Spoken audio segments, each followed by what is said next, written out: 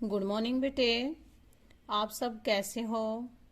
उम्मीद करती हूँ कि बेटा आप सभी अच्छे होंगे, स्वस्थ होंगे और आपके पेरेंट्स, आपके बड़े बुजुर्ग सभी अच्छे होंगे बेटा। क्योंकि बेटा देखो, तीसरी लहर ने हमारे देश में दस्तक दे दी है और तीसरी लहर का वायरस बताते हैं बहुत भयंकर है। तो बेटा ऐसे में ना हमने अपना भी बचाव करना है और दूसरे का भी बचाव करना है। ऐसे में किसी बच्चे को बाहर नहीं निकलना है और ऑनलाइन जो भी टीचर्स आपके पास से काम भेज रहे हैं उसको ईमानदारी से करना है। मैं ये हर रोज वीडियो एसएसटी की आपके पास डाल रही हूँ। इसमें बेटा 25 क्वेश्चन होंगे और ये 25 के 25 क्वेश्चन आपने कॉपी पे उतारने हैं और याद करने हैं। आज हम एसएसटी की जो हमारी बुक है उसका पार्ट है आर्थिक विकास की समझ और उसका लेसन है विकास। तो विकास के हम एमसीक्यूज करेंगे बेटा। विकास क्या होता है? मनुष्य की आवश्यकताओं और इच्छाओं को पूरा करने के लिए नए संसाधनों को उपलब्ध कराने को की प्रक्रिया को ही विकास कहते हैं। अब पहला प्रश्न है, विकास में लोग क्या चाहते हैं? क्या चाहते हैं बेटा विकास में लोग? ज्यादा आय चाहते हैं, स्वतंत्रता चाहते हैं, सुरक्षा चाहते हैं, या ये सभी आएंगे पॉइंट। विकास, जब लोगों का विकास तब हो सकता है बेटा जब उसके पास ज्यादा आय होगी, स्वतंत्र भी होंगे और उनको पूर्ण रूप से सुरक्षा भी मिलेगी। तो हमारा राइट आंसर आएगा बेटा डी। प्रश्न नंबर 2, किस राज्य में प्रति व्यक्ति आय सबसे अधिक है? पंजाब में, बिहार में, केरल में या तीनों में से एक? प्रति व्यक्ति आय किस राज्य में है बेटा? पंजाब में। हमारा राइट आंसर आएगा ए। प्रश्न नंबर 3, किस राज्य में शिशु मृत्यु दर सबसे कम है? यानी बच्चे सबसे कम कौन से राज्य में मरते हैं? ये है बेटा हमारा केरल आएगा इसका राइट आंसर बी। प्रश्न नंबर 4, निम्नलिखित में से किस राज्य में साक्षरता दर सबसे कम है? यानी पढ़े लिखे लोग कौन से राज्य में हैं बेटा? पढ़े लिखे, सबसे कम पढ़े लिखे लोग कौन से राज्य में हैं? ये आएगा बेटा बिहार राज्य में सबसे कम पढ़े लिखे लोग हैं। प्रश्न नंबर 5, किस राज्य का मानव विकास सूचकांक सबसे ऊपर है? किस राज्य का है बेटा मानव विकास सूचकांक? यानी मानव का विकास सबसे ज्यादा कौन से राज्य में है? केरल राज्य में, क्योंकि साक्षरता दर भी केरल राज्य में है। तो जहां पर लोग बाग ज्यादा शिक्षित होंगे, पढ़ाई लिखाई ज्यादा होगी, वहां के लोग बाग ज्यादा जागरूक होंगे। तो इसलिए हमारा राइट आंसर आएगा सी। प्रश्न नंबर 6, निम्न में से किस देश का मानव सूचकांक सबसे ऊपर है? श्रीलंका का, भारत का, म्यांमार का या नेपाल का? मानव सूचकांक श्रीलंका का है बेटा सबसे ऊपर इन चारों में से। तो हमारा राइट आंसर आएगा ए। प्रश्न नंबर 7, निम्न में से किस देश का मानव सूचकांक सबसे कम है? श्रीलंका, भारत, म्यांमार या नेपाल?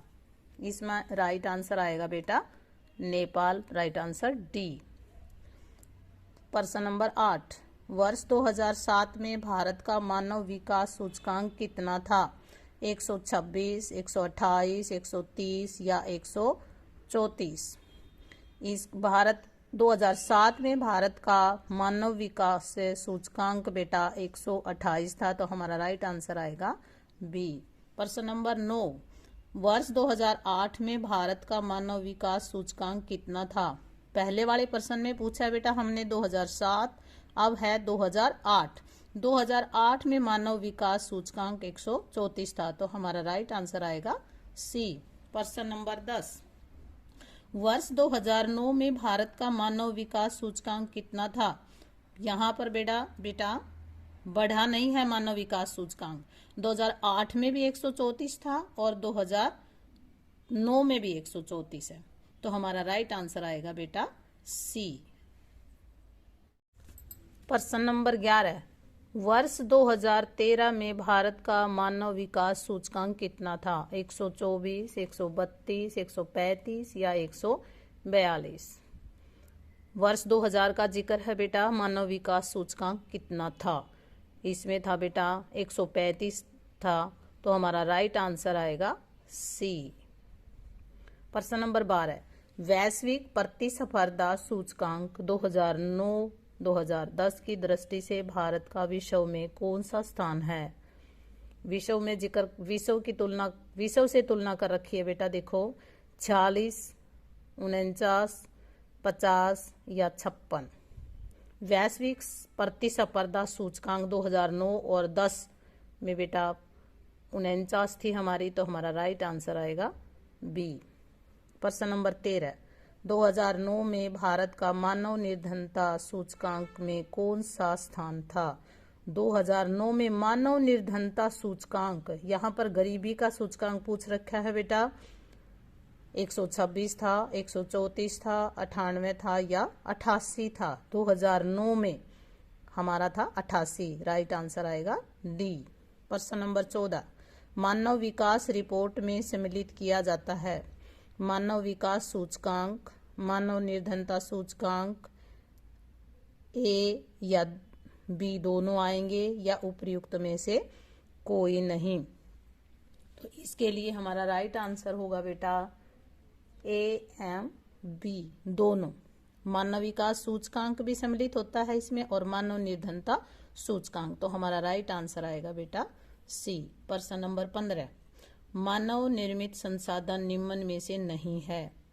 गांव, ऊंची इमारत, खनिज या हवाई जहाज? मानव निर्मित संसाधन खनिज नहीं है बेटा, इनको तो खोद के निकाला जाता है, हमारा राइट आंसर आएगा सी। प्रश्न नंबर 16, निम्नलिखित में से किस देश में जीवन प्रत्याशा दर सबसे अधिक है? जीवन प्रत्याशा दर पूछिए बेटा, यहाँ पर सबसे अधिक श्रीलंका में, भारत में, पाकिस्तान में या नेपाल में? जीवन प्रत्याशा दर है बेटा श्रीलंका में सबसे अधिक है, तो हमारा राइट आंसर आएगा ए। प्रश्न नंबर 17, मानव विकास सूचकांक में निम्न में से किसकी गणना करते हैं? प्रति व्यक्ति आय की, जीवन प्रत्याशा दर की या साक्षरता दर की या उपर्युक्त सभी? जब मानव विकास सूचकांक की गणना होती है तो बेटा इन तीनों की गणना की जाती है साथ में, तो हमारा राइट आंसर आएगा बेटा डी, उपर्युक्त सभी। प्रश्न नंबर 18, आज से कितने वर्षों के बाद ऊर्जा संसाधनों का संकट खड़ा हो जाएगा? आज से कितने वर्षों के बाद? 5 वर्ष के बाद, 10 वर्ष के बाद, 50 वर्ष के बाद या 100 वर्ष के बाद?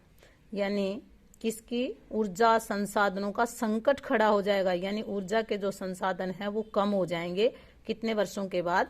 50 वर्षों के बाद, तो हमारा राइट आंसर आएगा बेटा सी। प्रश्न नंबर 19, सन 2001 की जनगणना के अनुसार पुरुष साक्षरता प्रतिशत कितना रहा? 2001 की गणना का जिक्र है बेटा यहाँ पर, 71.26%, 72.46%, 75.26% या 53.67%। तो वर्ष 2001 की गणना के अनुसार बेटा ये था 75.26%, हमारा राइट आंसर आएगा बेटा सी। प्रश्न नंबर 20, सन 2001 की जनगणना के अनुसार महिला साक्षरता प्रतिशत कितना रहा?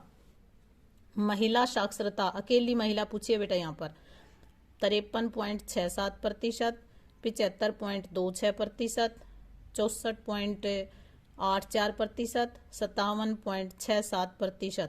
महिला साक्षरता प्रतिशत बेटा 53.67%, राइट आंसर आएगा ए। प्रश्न नंबर 21, सन 2001 की जनगणना के अनुसार भारत में कुल साक्षरता प्रतिशत रहा, कितना रहा बेटा? 2001 की जनगणना के अनुसार 62.81%, 62.81%, 64.84%, 75.81%, 54.81%। 2001 की जनगणना के अनुसार बेटा 64.84% साक्षरता दर रहा हमारा, तो हमारा राइट आंसर आएगा बेटा बी। प्रश्न नंबर 22, निम्न में से किस राज्य की साक्षरता दर सबसे अधिक है? साक्षरता दर यानी पढ़े लिखे लोग कौन से राज्य में सबसे अधिक हैं? ये बात बेटा मैं बार बार तुम्हें बता रही हूँ, तुम्हें पता होना चाहिए। चलो बता देती हूँ। पंजाब में, बिहार में, केरल में या उड़ीसा में? कौन से राज्य में है बेटा? ये है बेटा केरल राज्य में, तो हमारा राइट आंसर आएगा सी। प्रश्न नंबर 23, सन 2011 की जनगणना के अनुसार भारत में कुल साक्षरता प्रतिशत कितना रहा? 2011 की जनगणना के अनुसार भारत की कुल साक्षरता प्रतिशत दर 62.81%, 74.04%, 64.84%, 54.81%। ये कितना आएगा बेटा? हमारा राइट आंसर आएगा बेटा 74.04%। Right answer B. प्रश्न नंबर 24, सन 2011 की जनगणना के अनुसार पुरुष साक्षरता प्रतिशत कितना रहा? यहाँ क्या पूछा था? पहले वाले प्रश्न में 21 में पूछा था बेटा कुल साक्षरता दर, उसमें महिला पुरुष सब शामिल थे। लेकिन यहाँ पर क्या पूछा है बेटा? यहाँ पर पुरुष साक्षरता दर पूछी है। 71.26% था, 72.46% था, 82.14% था या 57.64% था। पुरुष साक्षरता दर बेटा 2011 की जनगणना के अनुसार 82.14% था, तो हमारा राइट आंसर आएगा सी। प्रश्न नंबर 25, सन 2011 की जनगणना के अनुसार महिला साक्षरता प्रतिशत कितना रहा? पुरुषों की जनसंख्या पूछी थी बेटा प्रश्न नंबर 24 में। अब क्या पूछी है? अब महिला साक्षरता दर पूछी है बेटा।